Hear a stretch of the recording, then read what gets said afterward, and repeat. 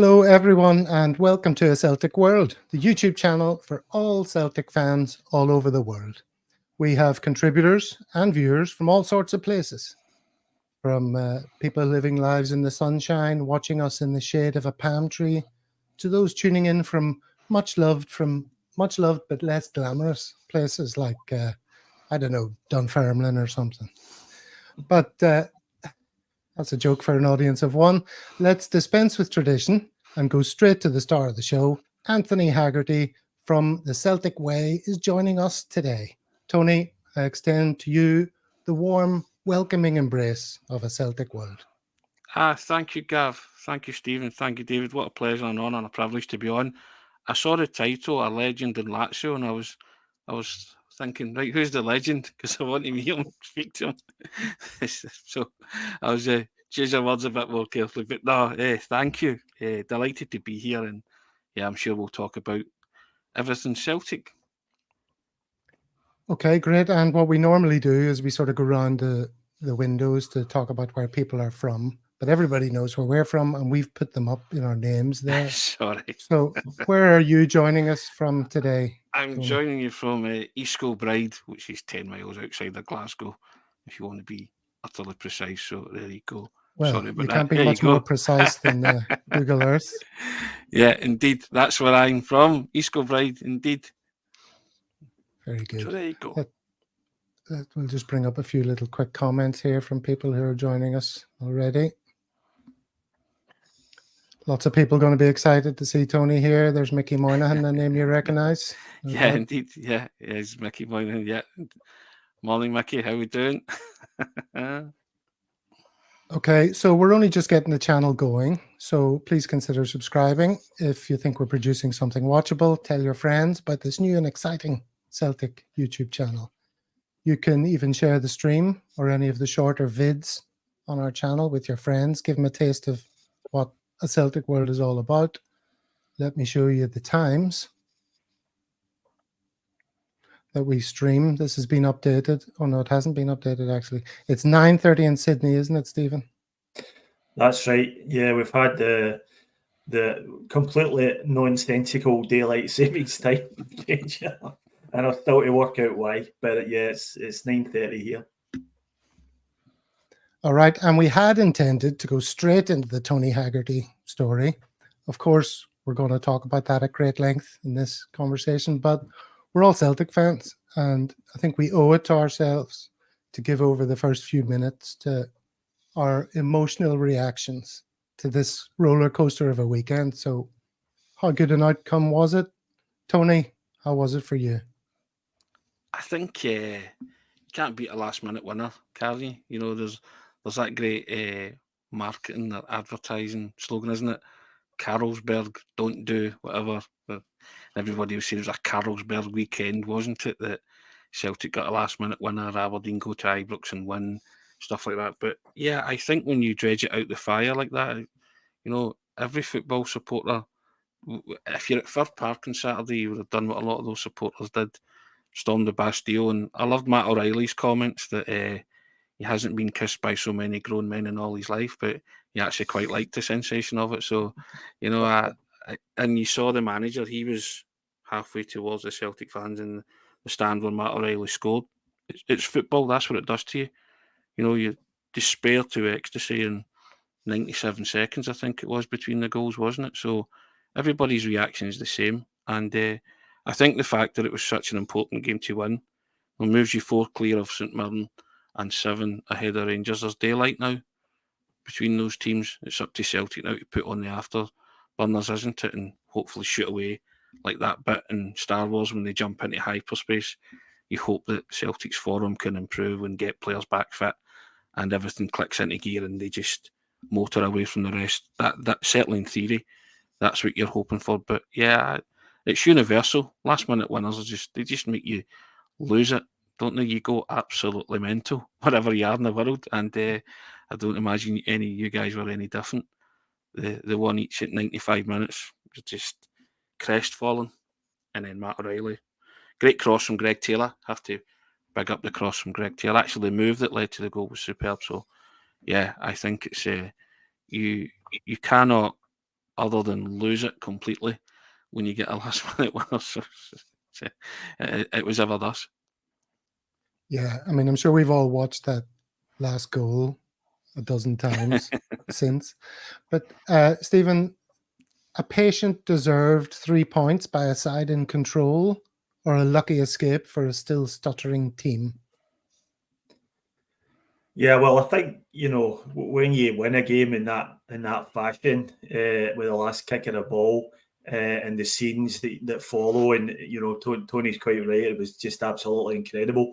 I think it sort of glosses over everything that happened in the preceding 90 odd minutes, and you'll never remember that performance. Truthfully, it wasn't great, and we did stutter with some, you know, issues in midfield. The defence was fine. With issues from middle to front, it's quite similar to what we have been having this season. But I think it would be pretty poor to focus on that when you've had a finish to a game like that. And I noticed Brendan's comments after the game. He was glowing in his praise of how the players didn't panic, and the winning goal was an absolute testament to that. They just kept passing the ball around, looking for the opening, and yet absolutely brilliant cross by Greg Taylor. Fantastic run into the box from Matt O'Reilly, and a great finish. And I think at that time of the game, the tendency is to panic and to just lump big, huge crosses into the box. I noticed Motherwell's equaliser came at a time when they'd pushed the goalkeeper up, but there was none of that from Celtic. We just kept playing our game, looking for the opening. And, you know, I think on the balance of it, I think we probably just about deserved to win the game. But yeah, you're right, not a great performance. Yeah, patience is the key word, isn't it? And it comes from the top. I keep describing Rodgers as patient, you know, in all of his interviews. He sees things through on a longer time scale than we as fans do. We're panicking about every goddamn thing. But he's in control, and I think that filters through to the players, doesn't it? So, David, were you jumping out of your lazy boy and screaming in Kuala Lumpur? I was I was at Kuala Lumpur Celtic Supporters Club, jumping at the bar. There was only a couple of us this time. A few the team were out of town, so but it was tremendous, and I thought the manager's reaction at the end as well. You saw how he celebrated was a testament to what it meant to everybody. I thought the crowd coming on was very natural, and it spoke of the excitement, the build up that you want. It was Rodgers-esque in terms of its last minute and send us into ecstasy. It was fantastic. I thought, yeah, the build-up play seemed a little ponderous at times, and it allowed them to settle and caused us a lot more work. But a couple of weeks ago, Brendan Rodgers said this, to your point about being patient. He says sometimes you've just got to win games this way. It takes a lot of work, a lot of patience, and you've got to go through that process. And he called it dirty. I don't know if that's the best term for it, but it's just a hard slog at times. But back to your other question, were we ever out of control? I don't think we were out of control. And I think what you're seeing here is what we've been saying has been coming for a while, is a team establishing itself. I thought there might have been more of a lift given the signings that we got, and I was feeling tremendous going into the game. That was a tremendous bit of business, and maybe we'll talk about that. Just, you know, hats off to the club for pulling that off as well. But I think now is the time that we will actually see more and more of this. It's steadying of the ship. So I'm excited for what comes next.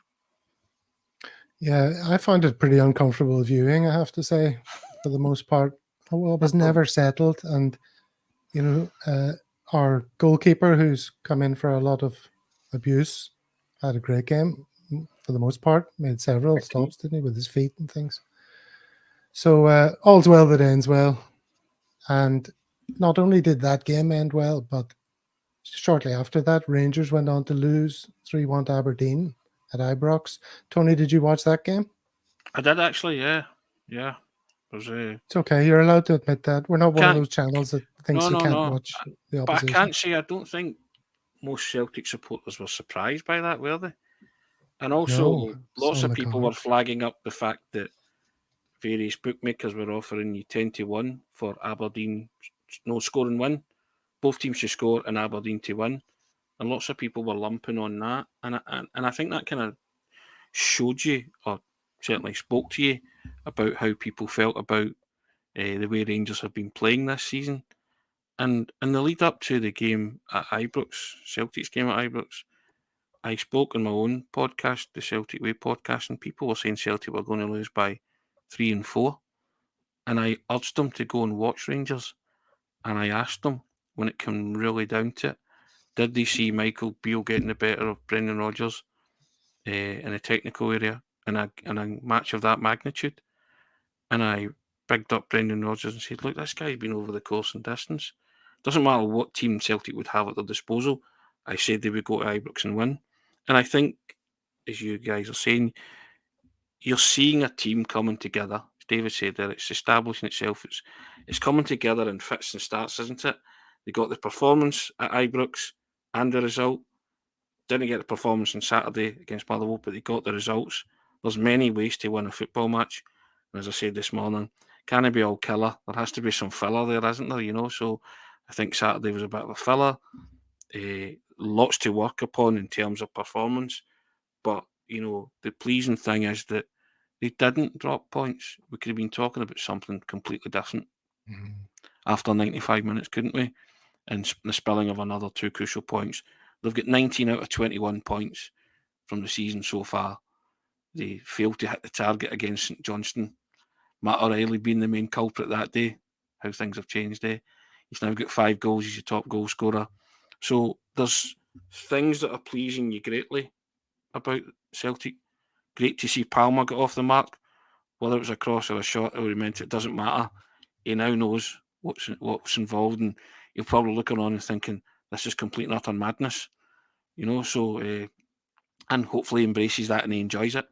But, you know, you want to see guys like that hit the ground running. So you think, great, he can come in, make a valid contribution, excuse me, help sustain that success. Gav, you said the manager doesn't panic. He doesn't panic in these situations. I mean, I think even Matt O'Reilly said he admitted he asked the ref after Motherwell scored how long was left. And the ref told him 2 minutes, and he was like, enough time for another chance. You know, so if that's your mentality and you've got that seeping right through that football team coming from the top, i.e. the manager, who I still say is an elite level manager, players want to play for him. And as David said, that's why these guys signed those contracts. They want to play for this manager. And I think that augurs well for the future, got to be honest. Okay, well, speaking of managers and the future, I think we better reference the fact that Michael Beale's departed, and his departure calls for a Celtic karaoke moment. Tony, these are little musical parodies, skits that we do here, often in the style of 80s music. Right, okay. You can just sit back and relax and enjoy. Heaven knows I'm Michael Beale now.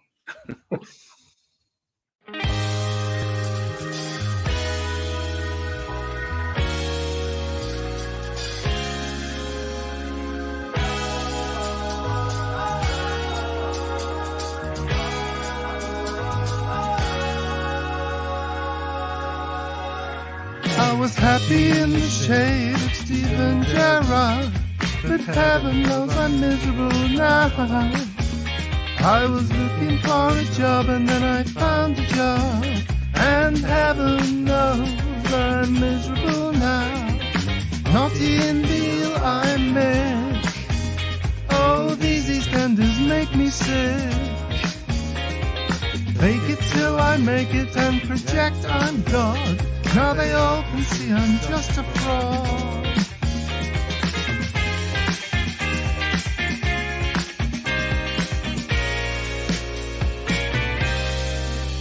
I was happy there with Les down at QPR, but the Servco job's a step too far.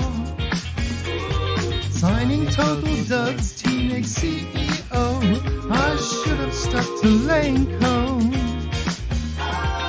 It's no good how my mole and stomach both protrude.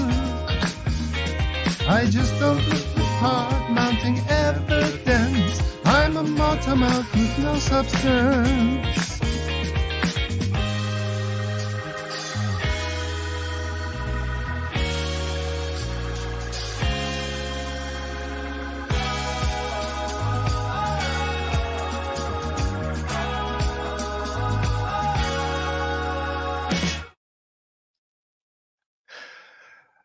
So a little bit of adolescent humor there for you. Many people have seen that one before, but we thought we'd have to turn it out again because, we're not going to have many more opportunities. That's probably it. I'm sure people in the comments will be delighted to hear that that's probably it. Let's see, is our friend... there's no sign of Frank Brennan. He's usually Sign of almost Frank? critical. No. Okay. So the other thing is... well aware of Frank. He comes onto our place as well, or he used to. Yeah. And so Stephen Davis takes temporary charge with Alex Ray. What do we make of that, Stephen? Go to you for your view on your namesake. Yeah, well, it's genuinely, I find it quite funny, to be honest with you. They're really grasping at straws now. Alex Ray has been sacked from every job he's ever had, and Stephen Davis has never had one. So they couldn't be in a worse position at the moment. But they've gone down the sort of Brown Brogues route, appointing two real Rangers men, as it were, hoping that they'll get the fans on side at least in the short term. And looking around some of the social media content today, it seems to be working. There's nothing they love more than a staunch Rangers man. So that might sort of cure their issues for the short term. But they've got a massive problem with who they appoint next. Because I heard a lot of Celtic fans talking about David Martindale or Derek McInnes being offered the job, but that's never going to happen in a million years. The Rangers fans would burn Ibrox to the ground if they appointed any of those two. And like it or not, it is still a job with a decent pool.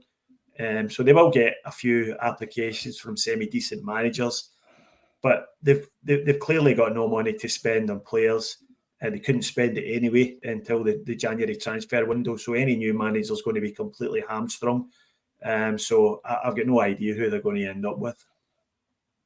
Well, I wonder how long it's going to be before recent footage emerges of Stephen Davis in a Celtic bar, drinking a pint of Guinness, maybe even last week in Rome, perhaps, in Finnegan's pub, at which we have a contributor. He was there for the Ryder Cup and the patrons put Celtic Symphony on to wind him up. How would he react?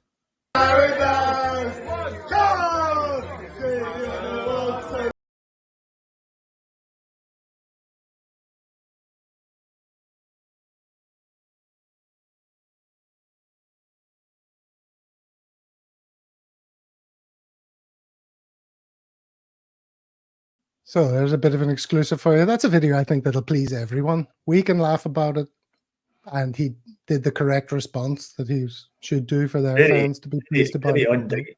A very undignified response. Well, I would have done the same if I was in his position, being goaded, I'm sure. So perfectly natural. And I think Rangers are just trying to go for some safe hands on the tiller just now, haven't they? They've got 2 games, and then I think there's the international break, isn't it? So that buys them time, and I think they'll see what happens when what they got St Mirren next on Sunday. So something's going to give there, isn't it, in terms of the points differentials with regards to Celtic, if Celtic can win their game against Kilmarnock. So, but yeah, they're in a state of flux. I think you have to say that about Rangers, and it's very difficult to bring yourself out of this. And I think they realise as well that it's all right saying, the next appointment's got to be right, but you were told that the last few appointments were the right one, weren't you? So, and they've not turned out to be so. So I think they've got a real problem. And you're sort of looking at it as well, and you're thinking, it's still a big job. It's still one that people would want. But I think the names that maybe the Rangers fans want are maybe just out with their reach at the minute. So I think they'll maybe have to temper that expectation. And is it time to maybe go back to a Derek McInnes or someone of that ilk? Because I know some of the names that have been bandied about, and I think Graham Potter has already said he's not interested, hasn't he? So I think that's an overreach maybe at this moment in time for Rangers and their supporters. But so they'll maybe have to temper, as I say, that expectation. But I think, like everything else, it's still a job that people would want. As Stephen said, there'll be names that will throw their, was that expression, throw their hat in the ring to be, considered for the position. It'll be interesting to see who actually does. Other names mentioned as well, closer to home, like say David Martindale and stuff like that. But I just don't think that would fly with the Rangers supporters. Someone like Martindale, despite his allegiance to the club, I just think that, and I also think that Rangers are better than David Martindale. I have to say that, and but it might be the right time for somebody like Derek McInnes to take the reins if they were to or want to go back and ask him again, bearing in mind he said no before. So they might also go down the Australian route with Kevin Muscat, try and see if he can recreate what Ange Postecoglou did at Celtic. There's lots of risk in that as well, isn't there? But he did win the title with Yokohama F. Mariners when Ange left, so he's got something about him as well. So, but I think you're looking on, and you're just glad that it's not Celtic, aren't you? They're in that situation, and you sort of see it as a kind of replay of some of the early 90s when Celtic seemed to be in a permanent state of flux, and were appointing managers. Until Martin O'Neill came in, they had a succession of managers, didn't they? So Macari, Burns, Joe Venglos, that kind of thing. So it's a hard situation to get out of, isn't it? And it wasn't until Dermot Desmond really stepped in and brought in Martin O'Neill that Celtic's ship was steady, wasn't it? So that was a long decade, the 90s, for those. All of us are old enough to remember that. So it's not easy to drag yourself out of that kind of football trough that you find yourself in. But Rangers will just be hoping that these guys can steady the ship and not fall any further behind in terms of the title race. But again, it's like everything else, it's not really Celtic's concern, is it? You just concentrate on what you're doing and see what happens.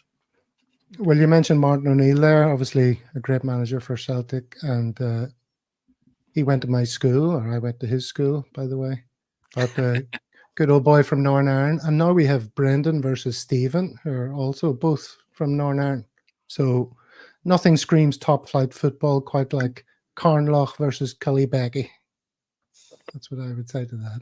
All right, so that'll do us for that section. We've already 23 minutes into it, and we haven't begun to scratch the surface on Tony. So let's focus on the star of the show for now.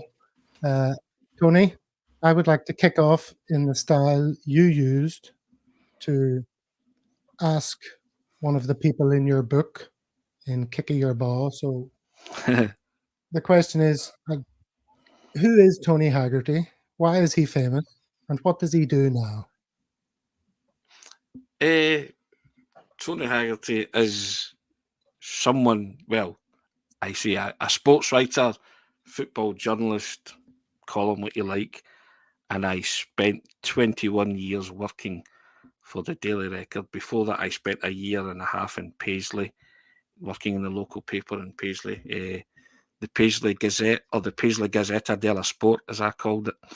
And then I worked for 6 months in an agency called Scottish News and Sport, which morphed into a picture agency called SNS. And we had retainers for the Daily Record, and I asked them for a job, and they gave me a job. And I was there for 21 years covering Scottish football, all things Scottish football, but sports writing basically. And then I left I started 1st of April, the original April Fool, 1999. I left in October 2019 to go back into teaching, to go back to university and do English teaching. And I went back to Glasgow Uni to do that in the year of COVID, and I didn't particularly like it. And then I was offered this opportunity at the Celtic Way by someone I used to work with in the Daily Record, who said, "How do you fancy coming here? We're affiliated to the Herald newspaper." I said, "What do I do?" He said, "You talk about Celtic every day and you write about Celtic every day." I said, "Where'd I sign?" He said, "Sign here." There you And go. that's, There's a Celtic yeah, line. there it is. Thank you very much for that. And so that's what I did, and that's what I've been doing for the best part of 2 and a bit years now. And it's a subscription-based website. We do a daily podcast, 10 o'clock every morning, Monday to Friday. We do pre-match and after-match shows whenever Celtic are playing, and we've got contributors that do all the stats bomb analysis, all that kind of stuff. I focus on opinion pieces and big interviews, all that kind of stuff with more famous Celtic personalities than I'll ever be. And it's pretty rewarding, and it's great. And during lockdown, I decided to write the first book called "Gonna Gi's a Kick Your Bum, Mister." And what it was a guy. That's it there, yep. And there was a guy at Hibs called God, he's forgotten his name now. Cliff Pike. And it was a Facebook challenge where everyone was putting up pictures. It was actually a picture challenge, and it was just the 10 pictures of the 10 people that made you fall in love with football. And but I thought, I'm not a pictures man, so I just started putting up stories of these people. And it started to gain a bit of traction on Facebook, and somebody said to me, why don't you write a book? And it wasn't false modesty, it was genuinely, who would be interested in this? And they said, well, we are. So you should collate them, put it in a book. And I did, and it was like, there's 20 chapters. I think you've read it, haven't you? So, and it was just kind of snapshots of a career, basically. And to my utter astonishment, amazement, and surprise, lots of people bought it and they liked it, and were saying off air, there's nothing more humbling than people coming into your DMs and saying, just bought the book and they really liked it and they can relate to it. And I think if you're of a certain age, I'm 51, so there's a lot of it from my childhood, growing up watching Celtic and other teams. There's even poems about David Cooper, which might surprise a lot of people, but I was a big fan of David Cooper, and it's all kind of explained in the book. And as I say, lots of people forked out their hard-earned money for it, and I say thank you to them from the bottom of my heart. And I was kind of encouraged to do another one, which I did. Just released that last December, which was Gonna Gi's a Lift Hour, Mister, which is a reference to the old turnstiles at Celtic Park for myself, where you would just stand there as a kid. Yeah, there's Gonna Gi's Lift Hour, and ask an adult to lift you over the turnstile so you could get in to see the match. So yeah, and again, just like the first one, it was 20 chapters of a career, and just wasn't so much family oriented this time. It was more personality driven, and Brendan Rodgers features in it as well, the second one, and that's been well received too. So I've been quite fortunate that I've packed a lot into my sports journalism career. I've met a lot of people and did a lot of things, and nobody's more grateful to that than myself. The front cover of the Gonna Gi's a Kick Your Ball, Mister. I believe that's me beside the most famous footballer in the 1980s, Diego Armando Maradona. And as I said before, I'm just a wee guy for East Kilbride. I mean, and, and the point of going back to teaching, and that was going to be one of my lessons, was dream big. I don't have many football heroes or icons that I worship that much, but Maradona was one of them. And I thought, who would have thought in life that your career and your life would become intrinsically linked with Maradona? Because when he died, people were texting me and saying, "How are you?" And I was like, "I was fine." And I just thought, that's just really, really mental, a bit strange and a bit weird. But yeah, I mean, that's the glass trophy that I handed him. Yeah, it was kind of. Tell us about that trophy, the shape of it. It was two hands clasped over a ball, and it had the inscription, "To Maradona from everybody in Scotland. Thank you for the 2 goals against England in the 1986 World Cup in Mexico." And Maradona was in charge of Argentina. The first game they played was against Scotland in 2008. And so they were training at Celtic Park. And I was handed this trophy by Jim Traynor. And he said to me, if you don't get a photo of Maradona holding this, he said, don't bother coming back, or words to that effect. And So I was dispatched to Celtic Park, and unbeknown to me, the security around him was so tight, you just couldn't get near him. And we go to Celtic Park, and I just positioned myself basically at the tunnel.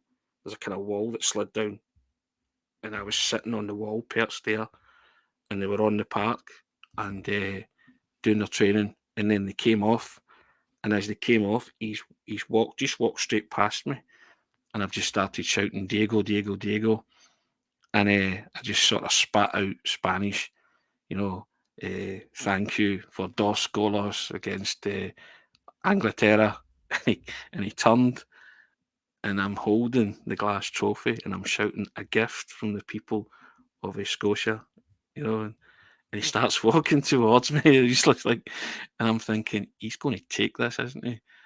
And I'm thinking, this is just surreal. And he's walking towards me, and I believed, I was told he didn't speak any English, and he said, for me, I said, for you, Diego, a gift. And he came towards me, and he's took it from me, and my photographer appeared from nowhere and just hit a button, and he went, I've got something, Tony, which explains my glacial expression, because the two of us are just like, because I've just done that as he's taking the trophy. And I'm glad about that, because it's a moment in time. And the steward that you see in the background, he comes forward, and all hell breaks loose because you've gotten close to the chosen one. So I've kind of flicked the boot. I've caught him. Caught one of Dennis Law's. She's kind of doubled over, and then all sorts of security have come in, and it's just pandemonium. And Diego Maradona's like, calm down, just calm down. And there was another journalist there, a guy called Ronnie Mackay. God rest him, he sadly passed away. He was working for The Sun. So he had a jacket on, it was like a Harpo Marx coat. He starts pulling out Argentina strips and all sorts of memorabilia, and hands him a pen. And to be fair to Maradona, he signed it. He signed everything, and he sat there and chatted, and all the kind of security guards were like, okay, he seems to be okay with this. There's no danger to him. And as I say, it was just like one of those surreal moments in life, and it also happened at Celtic Park, so I was just like, this is the business. And I went out in East Kilbride that weekend, and I went to a local dance, and whatever you want to call it, called Centre Point in East Kilbride. And a guy came up to me and said, are you that guy? And I'm like, what guy? He went, can I touch the hand that touched the hand of God? I was just like, away you go. And it was just, just people that love football. They were just... they were taken with it. And so that's one of the chapters in the book. And I can't get my head around the fact that you set out in life, and I'd always wanted to be a football journalist. It was just Arthur Montford and Archie McPherson were big inspirations, because I used to think they had the greatest job in the world, and I thought, I want to do that. And you've got a picture of a book that you've written standing beside somebody that you idolised for their on the field activity. It's just it's weird, it's surreal, but it's also very wonderful when someone maybe, as I say, buys the book and DMs you and said they enjoyed it. And it's chapters like there's self-deprecatory chapters in it as well, just taking the mick out myself, stuff like that. And lots of the experience that I had with my dad and my brother and my nephew growing up watching football back then. Your dad took you to see this man play? One of the great experience. He just told me, watch this guy. And I was transfixed. I didn't really know much about George Best because I was only little. I was 7, 8. I mean, I loved football, and it was the formative years of my life. So I was starting to kind of be aware of, football personalities and what they did. And he took me to Edinburgh to see this guy, and Brilliant. He scored. It's that great goal where he hit the ball with such ferocity that Peter Latchford actually saves it, but he's about 3 yards over the line as he saves it, And he was terrific that day. He was brilliant. And I was just like, who's this guy? He's just wonderful. And George Best, so Best by nature. He was just something else, And here's another one of your childhood heroes. We can't go through everything in the book, but we'll just touch briefly on some of these. King Kenny. Yeah, I mean that's the first time, and you guys will know it, that football broke your heart. King Kenny left. My dad took me 76, 77 season. I saw the tail end of his career, and just loved him. Yeah, actually, my father took me to Shawfield to see Clyde, because he didn't want me growing up a Celtic or a Rangers supporter, because he thought that would be problematic, despite the fact that he was a mad mental Celtic fan. I just wasn't having any of it. I loved the colour green, I loved Kenny Dalglish, and I loved Celtic. So he said, well, no brainer, take you to Celtic Park. And see, I got the latter end of Kenny's career. I'd be only about 4 or 5. I'd be 4 going on 5, and then he left, and I don't know, I just remember being devastated, because I knew it was monumental. I knew something big was happening. And then the following season, he won the European Cup with Liverpool, and I was happy, but I wasn't as happy as I would have been had he scaled the same heights with Celtic. And I don't have an English team. Just can't support this team. man scaled plenty of heights with Celtic, and you were there for all of this. So can you explain what this is briefly? This is something very dear and very close to me. It's a description of every one of Henrik Larsson's 242 goals that he scored for Celtic in 315 games. And my boss has walked round the table, a guy called Ian Scott, who sadly is no longer with us. And in a moment of ESP, I can read his thought bubble. He's walking round towards me and he's grinning, and I'm like, I'm not doing it. And he went, do it, he'll love it. And I'm like, you want me to describe 242 goals, don't you? He's like, yeah. He says, I promise you, he'll love it. And I said, oh, no, please not. And he set me that task. So I was locked in a darkened room for many weeks whilst I researched this. And so I did it. And Hugh Keevans was on the phone to Alan McCoist one day, the landline, and his mobile went, and I picked it up. Hello, Hugh Keevans' phone. And it was the King of Kings. He sort of speaks in a kind of Bond villain voice, as Henrik. And so I've just lost the plot, right? Hugh, I don't care who you're speaking to. Put the phone down. King of Kings is on the phone. And so all the guys in the office were killing us laughing. And I'm like, Henrik, he's on the phone to somebody. Can't be anybody more important than you. I'll get him to hang up. And so sure enough, he's hung up on McCoist, and he's taken the call, and Henrik did a bit with Hugh Keevans, yada, yada. But just before I went off, I said to him, I says, Henrik, I'm Tony Haggerty. I says, pleasure to talk to you. And he said to me, he said, you described all my goals. I says, I did, yeah. He says, a wonderful souvenir. My son Jordan loved it. So I was like, take me now, great. If it all ends tomorrow, fantastic. So I've gave Hugh the phone. Hughes did a bit with him. And then he hangs up his mobile, and his landline goes again.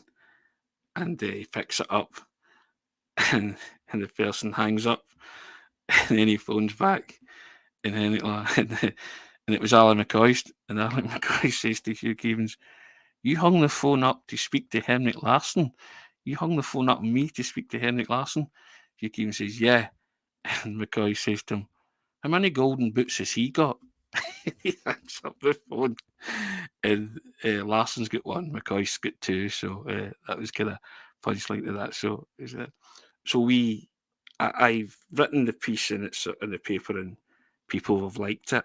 So a few years ago, Angie, who worked in the Celtic Park laundry, she sadly passed away, and they held a night for her at Celtic Park, and I've gone along as a guest of somebody. And I knew Henrik was going to be there, and I've thought, okay, it's now or never. So I was like the boy Ronnie Mackay, who'd be Maradona. I've gone along with this laminated in a pen, and I've sat at my table, and just across me, Larsson sitting beside Alan Stubbs. So I knew Alan from my time at the Record, because I covered Hibs and Hearts a lot, because I was based in Edinburgh. So I've just thought, I'm going to have to do this. And I've totally used Alan Stubbs. I said, Alan, how are you? And he's going, how you doing? So I says, go and do us a favour, go and introduce me to that man there. So it's like, cheers, Alan. It's that old joke with Frank Sinatra in it. Beat it, Frank, him with a bird type thing. It's just like, and I've kind of said, right, fine. And he's introduced me to him, and I've put it down in front of him. And he's like, oh, yeah. He says, I didn't read the papers when I was here. He says, but I remember reading this. and I've unmasked myself as the author, and I've handed him a pen, and I said, would you? And he said, oh, certainly. And he's signing it. He signed every page. And, and as he hands me it back, he says to me, he starts kind of reading the descriptions. So he's talking to Alan Stubbs, and he's reading the descriptions of goal number, whatever, such and such. And he's like, hat-trick at Tynecastle, yeah. So I remember that. And then he scans down, and he just goes like that. Poor Bert Conterman. And myself, him, and Alan Stubbs all burst out laughing.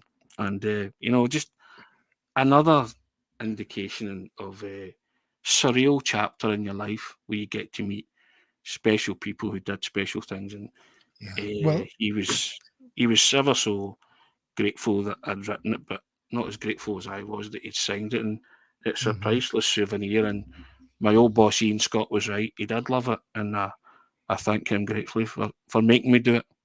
Yeah. Well, speaking of special people, Dave, you have a question for Tony?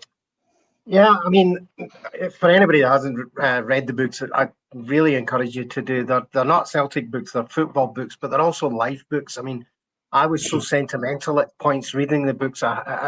We talked before, I was on the internet reading stuff, going back, remembering, reminiscing. It's just wonderful, and it took me sentimentally to some places, took me very sadly to some places, and just, laugh out loud. Fantastic. And one of the ones that I kind of like looked at was when, I mean, you've just talked about legends that you've met, but when we come to one of the greatest ever, Pele, and his influence, when you talk about his influence in America and how that changed and shaped the game and brought in celebrities. And we're kind of seeing that a little bit today. So I would like you to think about maybe what comes next. Maybe there's another book, who knows? But like Messi now in the US, do you think he could have the same type of effect? I know that the tickets are going for big monies, whatever, but was it of its time?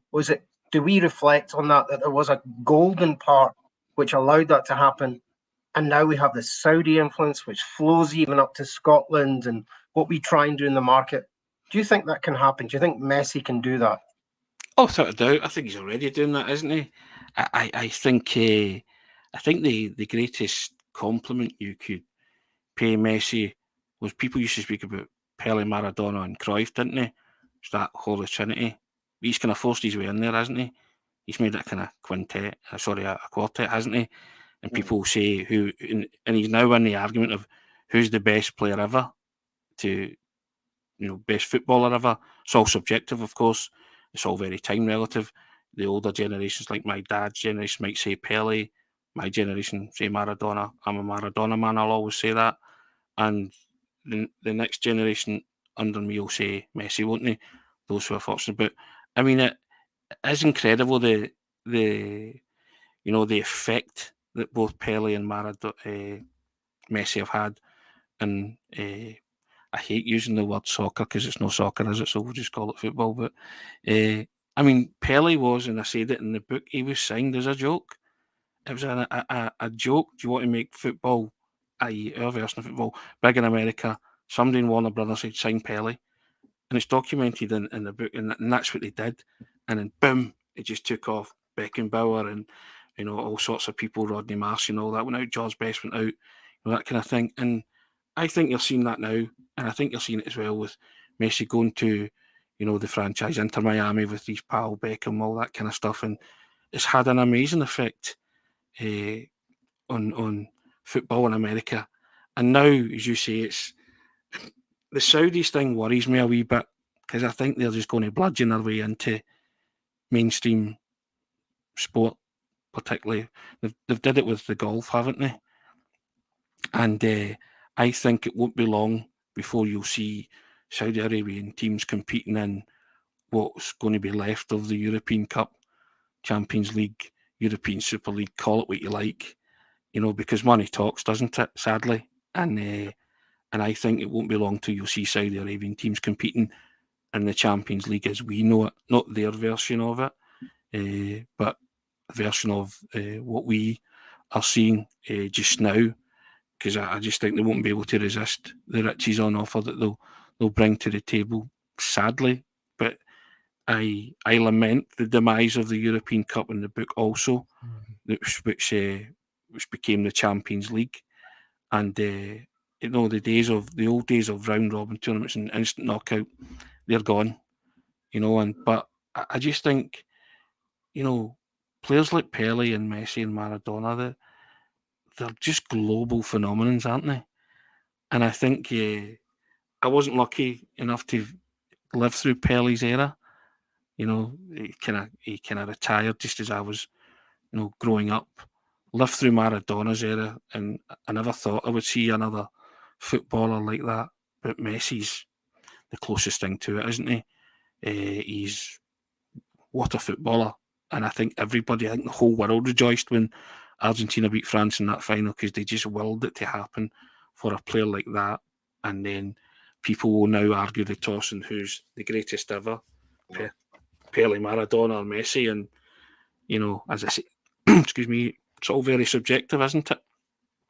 You will have your favourites, but I think in terms of Saudi Arabian influence, it's huge influence, isn't it? It's going to happen. Just a question of when, isn't it? To be fair, that's what I see happening. Yeah, we maybe already have. Maybe it's definitely going to be a chapter that occurs in another book. I hope so. Possibly, I'm possibly working on a trilogy. I'd like to bookend it with a trilogy, but it's up there somewhere. I need to get it down there. Here's a comment from Pete McGee. Gonna give a lift, mister. My dad lifted me so many times at Parkhead, then we stood in the jungle with my two older brothers. Later on, I was a mister who gave local kids a lift. It's Celtic. I know Pete McGee, he's a good contributor to the own Celtic Way podcast, so cheers for that. Here's Appreciate it. Mickey saying something that probably all of us can relate to. They need a crane to lift me over the turnstile new. Very good. Good on you, Mickey. And there was a comment earlier, which I put up, I think, at a rather unfortunate time. But it's from the boy Kaiser. Tony's a good guy, always waxes lyrical about Celtic. When I did the Sleep Out at Paradise, all the staff spoke very highly of him. That's very kind, Kaiser. Cheers for that. Appreciate that. So there you go. Now let's keep it moving. David, you have a second question? So yeah, I want to ask this one. I'm conscious of time, but I do want to do it, and it's just the influence of the book. Again, I think there's a pathos to the whole thing. It takes you on a high. You'll be laughing, the sentimentality, but the real sort of life events that happened on this. And you mentioned a few of them, right? Events that for people that we are. But let's say the example of James McPake. Yeah. We hear sometimes hear people lose their job, or they have a bad result and there's a pile-on, and particularly the internet. But we kind of forget that there's real people behind this, and that was a kind of startling part of that book. And I wanted to just ask you about that in particular, because obviously it mattered to you. It was something that was very close to you and moved you enough to write. Yeah, I mean, James, you don't go into football journalism per se to make friends with everybody, because you've got a job to do. But I mean, myself and James, it just morphed into something more than just a footballer and a manager and a journalist. He invited me into his house, and he spoke about the most wretched tragedy that could ever befall him. He lost his father. His father passed away, but within about 24, 48 hours, he gave birth to another daughter. So we're sitting at his kitchen table, and he'd scored the winner against Dundee United in a Tayside derby. So I was sort of saying to him, look, can I do a big interview with you? A piece to just the highs and lows, but the human tragedy element about it. And he said, yeah. So we sit at the table, he talks about his daughter being born, talks about scoring the goal. Then he opens up about his father. And the two of us are just sobbing. I mean, utterly sobbing. And I said to him, this is inhumane. And I switched the tape off. And I said, I'll leave that out. But no, he said, no, he says, it's a bit cathartic for me. I need to say this. I need to do it, So he spoke on, and I did it. It's the one and only time that I did something that you're not supposed to do as a journalist, and I don't mind admitting it. I sent him the piece before it went in the newspaper, and I said to him, I don't want to let you or your family down. I said, but can you read this? Tell me what you think. Tell me what your mother thinks. And if there's any changes to be made, tell me what they are, and I'll make them. And he came back and he said his mother was in tears, but it was good to go. And you know, from then on, I just you know, your admiration for these people knows no bounds. So when he became the manager of Dundee and they're in the playoffs, you know, you wish people like that well. And when they got up, they won promotion, and I banged away a text saying, at the end of it, I just said, James McPeak, Dundee manager, Premier, Scottish Premiership manager. How good does that sound? And then, you know, he had these trials and tribulations at Dundee, but he's now doing really well with Dunfermline. And I just think to myself, these are people that you want to succeed in life because they've been good to you, you know, and they always lift their phone. They always get back to you if they don't lift their phone. And they're just, you know, common decency. And they're as humble as they come. And he's always had time for me. You know, he scored the most forgettable goal in a Scottish Cup final ever, the goal for Hibs against Hearts in the 5-1 game. He spoke about it to me, you know, spoke about stuff like that. He spoke about in the same week he got his one and only Northern Ireland cap. They get hammered 6-0 by Holland. You know, he spoke about it. So, I mean, he was our columnist in the lead up to the final against Celtic 2013, 14, around about then, and told me on the Monday, you need to get another columnist because my back's done. I'll not be playing. And then his manager said that he didn't want anybody to know that. And I said, well, why don't you just, you know, be the columnist anyway? And on the Friday, we'll break the story for the Saturday morning, you know, that you're out the team because you're injured. And he did it. He went, yep, see, that's a good idea. And he did it, the whole kind of bit, you know, the jokers in the squad, you know, the worst dressed, all that kind of stuff in the lead up to the cup final, knowing he wouldn't be playing. Yet he did it. He did it for me. He said, look, I don't want to let you down. He said, I'll do this for you. He said, no problem. He said, I spoke with the manager and they think that's a good idea. And then on the Friday, I'll talk to you about my heartache that I can't play in the final, that kind of stuff. And, you know, so he's gone through some real heartache on and off the park. And as I say, I never went out my way to become his friend, but he's somebody that just kind of, it was a natural thing. It grew organically, and, you know, and I wish him every success in the world. And, you know, there's lots of people in football journalism that you get to meet because you deal with over the years, and you're on nodding terms, and you know, you're friendly enough with. But that was something different altogether with James, and I think I said we remain friends to this day. Yeah, the Latin phrase from it is amicitia, you know, and I sent him that chapter and said, look, I'm writing a chapter about you in the book, and he phoned me, and yeah, he was quite emotional about that as well. He just said, yep, Jake, thanks for that. I said, I no worries. Mm-hmm. It's my experience of dealing with you, you know, and he was ever so grateful. But again, not as grateful as I am for, you know, what's happened in, you know, my career of writing about football. It's taken me to wonderful places. I met some cracking people, and I never ever forget that.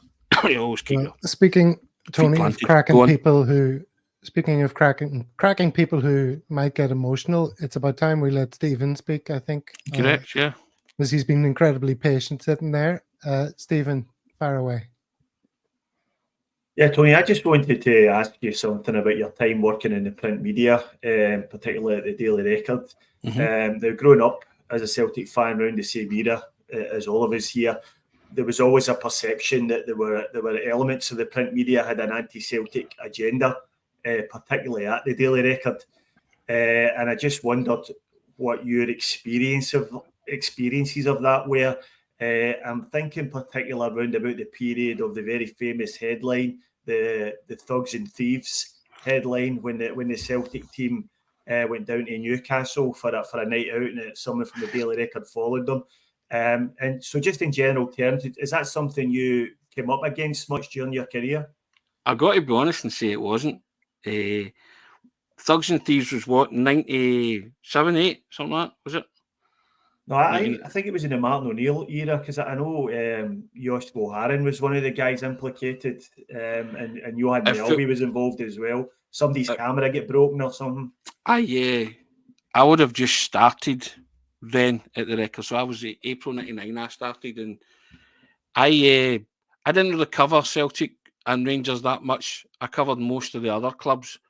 So when I came in on a day, I was focused on everything else other than Celtic and Rangers, because there was kind of hierarchical structure of journalists who covered both of those clubs in detail.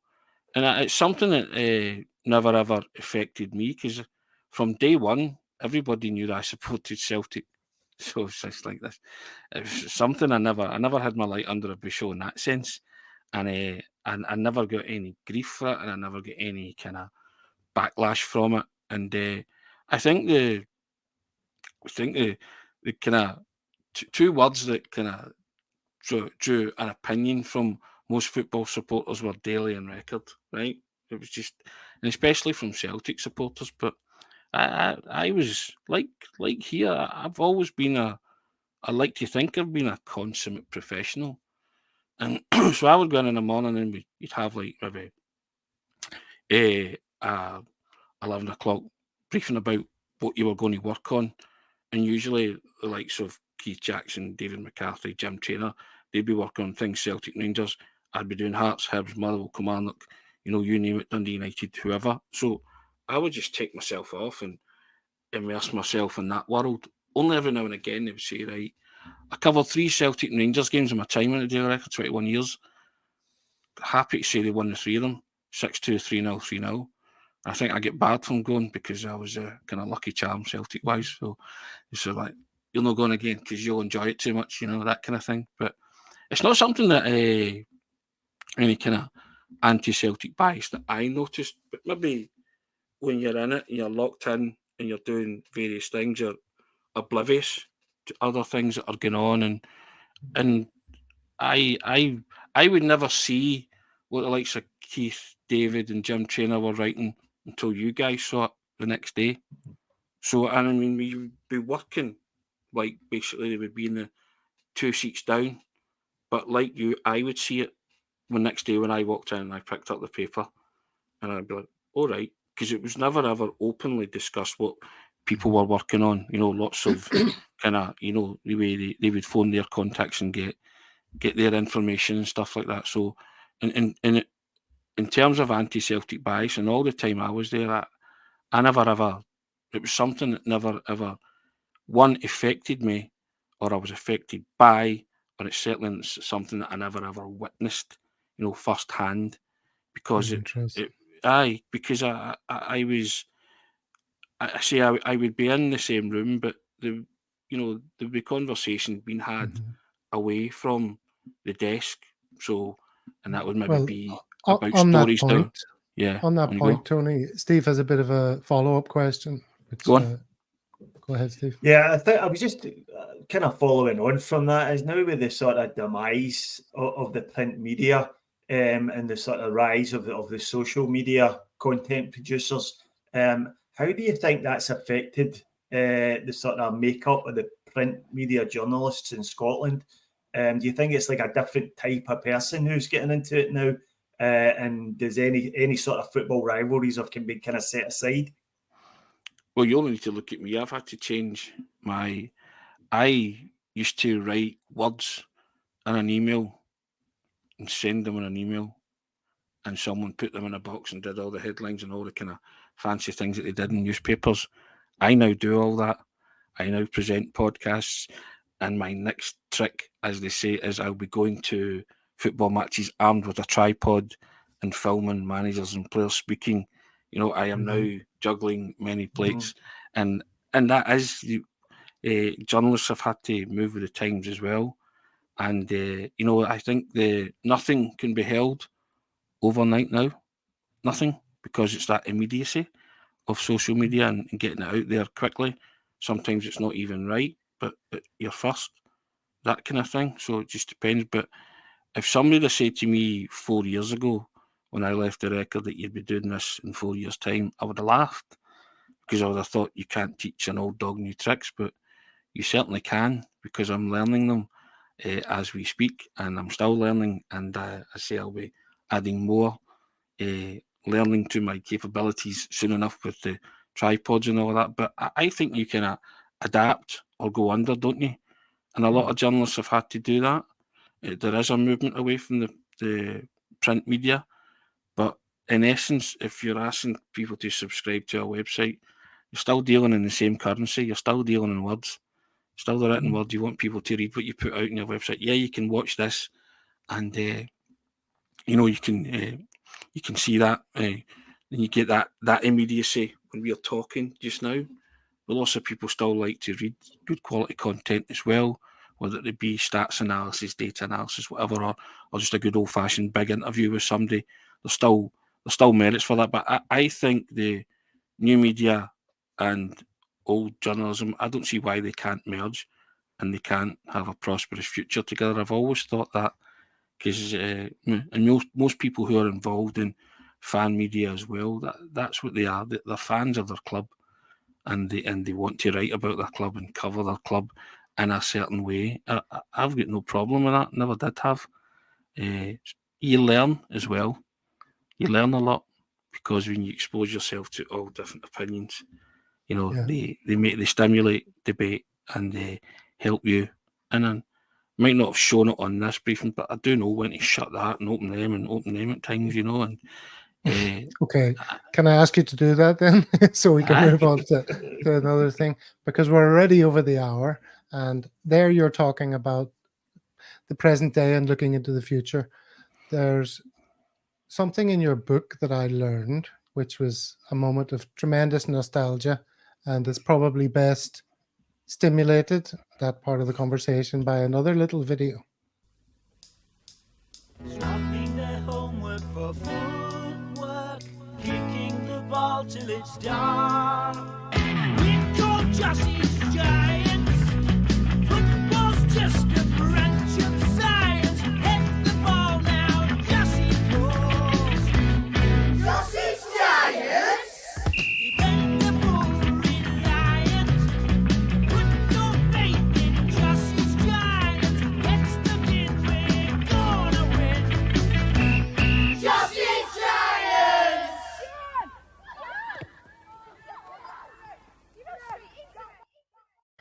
Fantastic. Now that was first of all, Sid Waddell, darts legend, wrote Jossie's Giants. yeah. Now I didn't know that. David didn't know that. No, and we all watched Jossie's Giants. We were talking about it together. We all would watch it, come home from school, sit there with your bicycles, and at 4:30 or whatever time it was on, it was required viewing. So that was a great little treat that came up in your book, and fun times. It's like surreal again. And I love the darts because I said Waddell. And I was growing up, Jockey Wilson, Eric Bristow, John Lowe era. You guys all know that as well. And I watched the darts because this guy sounded funny. Didn't know what I was laughing at, but he sounded funny commentating. And I liked his voice, and just kind of, everybody tries to mimic him, don't they? So it's like, whatever. And then, the record covered the darts. A guy called Craig Swan was covered the darts. We couldn't go one night, and it was in Glasgow. And it all kicked off. That was the night they were throwing coins at, I think it was Adrian Jackpot Lewis, that was the world champion at the time.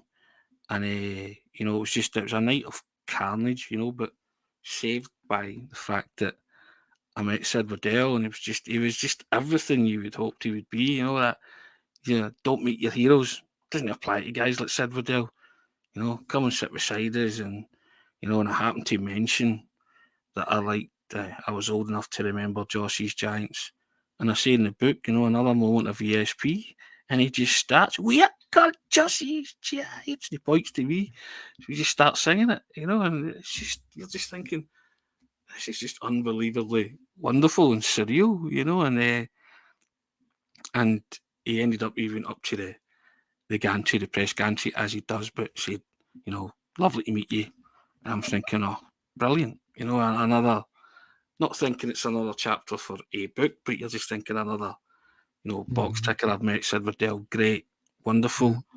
And then all the darts nonsense kicks off, and you're writing about that, and you're just like crestfallen. And he comes in again, and he just sort of says, if you're ever in Leeds, look me up, get one of the boys to give you my number. Enjoyed it. But one of the guys, the MC, John McDonald, the MC, who gives it Phil the Power Taylor and all that, and announces all the guys on it, he'd asked me my favourite Sid Waddell line, and I'd said one to him that not a lot of people quote to him, and it was one about Michael Heseltine when he was sacked as the I don't know, Secretary of State or something. Yeah. Trade and industry or something. And Sid Waddell had said about Jockey Wilson, right now, Eric Bristol, I think he was talking about, he says, checks out quicker than Michael Heseltine over the Westland helicopter affair, which I was becoming politically aware at that level for 14, 15, and I just thought it was brilliant. It was bang on the money, it was topical, it was funny.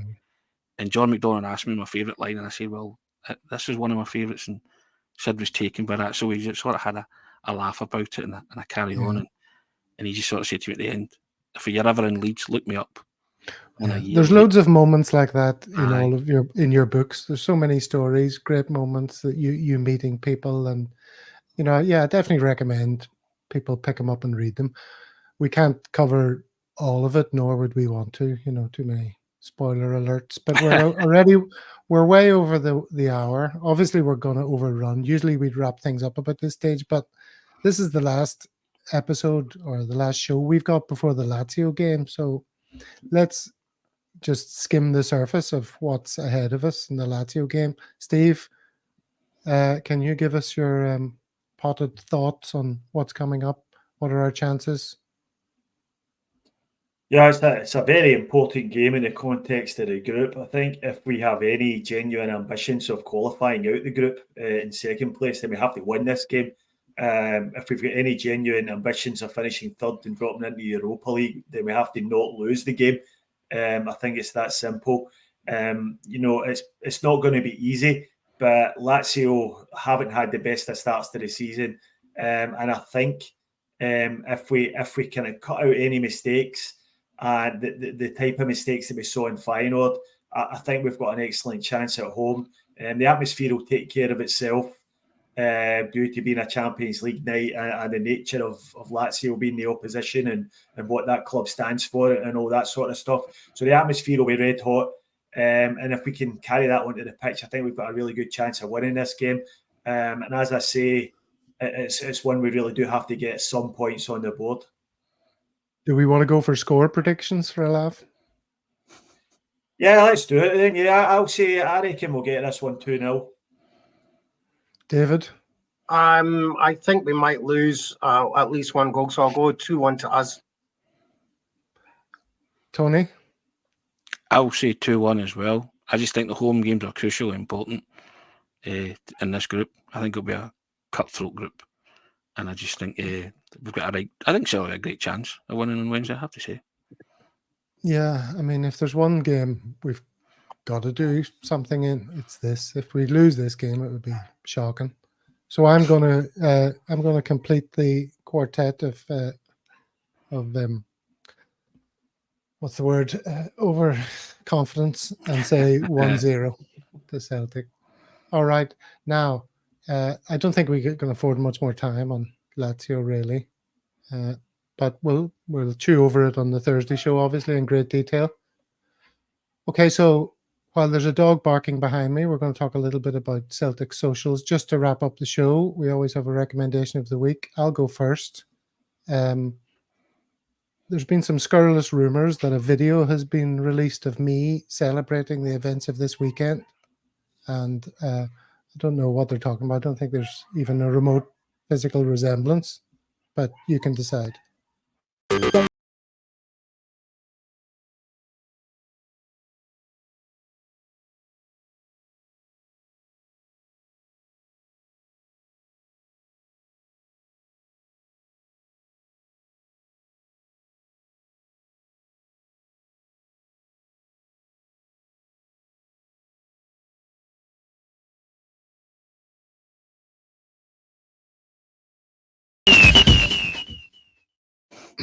I don't know if that was as loud for you as it was for me, but that was exceptionally loud. So as you can see, no Definitely you, resemblance. Gav. The Mad Huh? Dog 2020 was a giveaway. Oh dear. Okay. So this is David's, I think. Highland Paddy, I love Highland Paddy. I think he's on holiday at the moment from what I see of his posts. I don't know the guy at all, just like his posts. But just to point out, don't underestimate what Brendan did in the last game. Taking 3 off, planning ahead, ensuring that goal came. This is a strategic, high quality, high level manager, have no doubt. So good point out, good shout out, Highland Paddy.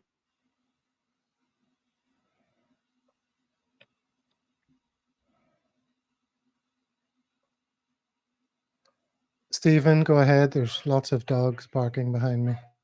Yeah, so this one, this is like from a great Twitter account called Fitba Tweets. And they do this cracking wee cartoons. And this one's obviously a parody of the usual nonsense that took place at Ibrox on the weekend there with their Armed Forces Day. And it's got the abseiling soldier coming down from his stand, handing the P45 to Michael Beale. So I thought that one was quite funny. It's a great Twitter account. So if you don't follow it, then chuck them a follow. It's really quite funny. And then I'm just going to complete it by asking, is this any relation of yours, Tony? No, it's not. But I should claim him as a relation, shouldn't I? I tried to reach out to him actually, but I think he protects his tweets because I was I was hoping to speak to him, maybe even talk to him about that, So I'll see if I can somehow get a hold of him. But it'd be great to get his thoughts on it, wouldn't it? Ben Hagerty, otherwise known as Macklemore. Well, there's only one Hagerty as far as we're concerned, and that's Tony. Tony, it's been amazing to have you here today. Thank you so much for being on this show, little fledgling YouTube channel. Thanks for agreeing to come on. Absolute pleasure. An honour, privilege, honestly. I say at the start, when people ask you to come on and speak, it's there's no bigger compliment than that, is there? I'm still a pretty humble guy, and I hope people would know me, who know me from years ago, say I'm still kind of quite the same. I'm always got my feet in the ground, planted with. I've been very fortunate. I worked hard as well, but fortunate and lucky to do what I do. But I never ever lose sight of that, and I always respect that. So thank you for having me on. Really appreciate it. I wish you well with the channel as well. Hope it grows from strength to strength, and well done for you for setting it up and connecting people with Celtic around the world. It's it's a wonderful club. We all feel it every day, don't we? So to get the chance to talk about it's just magic, Well, there's Mickey Morning saying, thanks, lads, and good debut, Tony. You should do some of this online stuff more often. That's kind. Thank you, Mickey. As compliments go, I'll take that. You know what I mean? So, excellent. David and Stephen, have you any closing thoughts for Tony? Only to encourage anybody who hasn't read the books, do so. Again, I'll say it again. It's not a Celtic book. It's a football book, and it's a life book. And you'll laugh, you'll cry, and you'll enjoy it. It's amazing. Go for it. Very kind. Thanks very much, Dave. Appreciate that. Steve? Yeah, just to second what Gav said, Tony, thanks very much for coming on and giving us your time. I know your time's precious, and thanks for coming on and giving us a help with the channel. Not at all. Excellent. As I say, good luck with it all, guys. I hope it goes well. Sure it will. And maybe we'll see you back here when you've got another couple of tomes out. Possibly. I won't hesitate to come back on, guys. You know that, all right? You know what to find me. All right. Brilliant. Well, thanks again to everyone in the comments as well for joining in. There's been lots of people chatting, and sorry we couldn't show all the comments, but we obviously had a lot to get through with Tony and everything else that's been going on. So thank you, one and all, for being part of a Celtic world, and we'll see you on the next one.